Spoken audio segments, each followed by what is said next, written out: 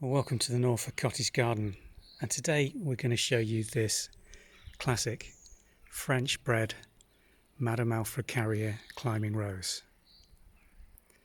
Introduced in 1897, this rose was only given an RHS Merit Award in 1993, but over that century of growth has been one of the classic choices for a white climbing rose.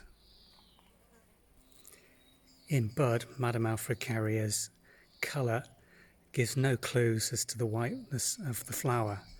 Look at this, yellow with a pink or red band up the flower bud. These open to these pure white flowers, just again with a hint of pinky orange tinge in the centre. They're beautifully scented.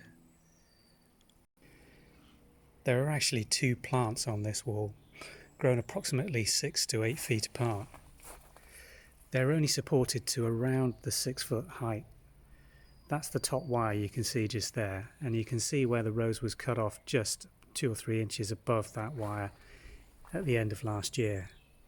All this subsequent growth occurred last winter, and as those buds open and the stems become heavy, they arch forward, encouraging further upright growth that you can see coming off those laterals now, to give us a second flush of flower.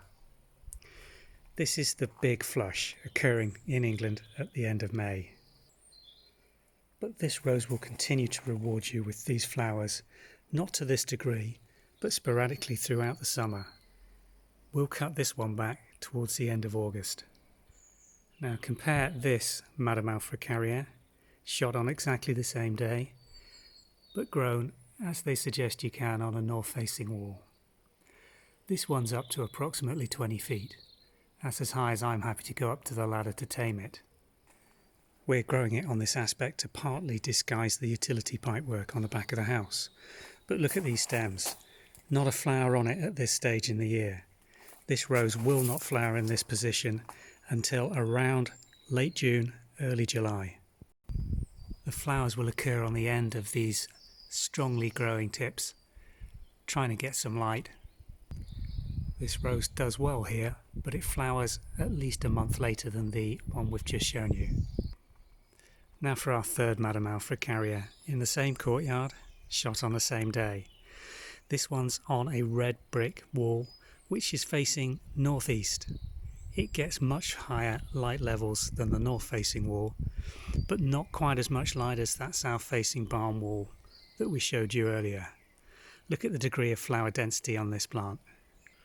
This rose isn't given that massive flush of flower at the end of May that the first one in full sun is, but look at the buds forming on this.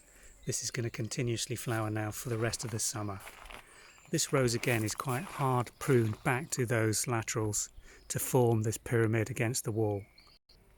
This was the first one to be planted in this courtyard, and judging by the thickness on those stems, it's been in place here for about 7 to 8 years.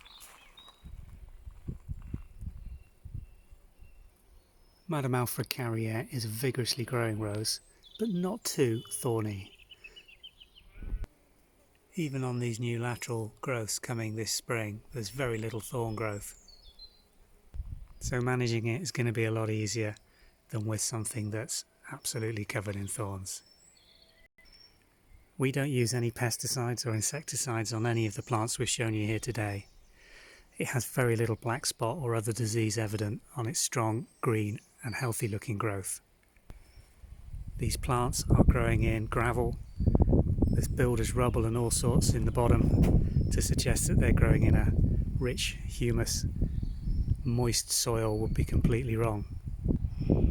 And they're only fed once a year with a slow release fertiliser in late spring. Madame Alfred Carriere is still in commercial production and can be purchased from most garden centres and rose specialists. It will need some support, either a wall, as we've shown you here, or a small tree to go through, but will reward you really handsomely with these beautiful blooms throughout the summer months.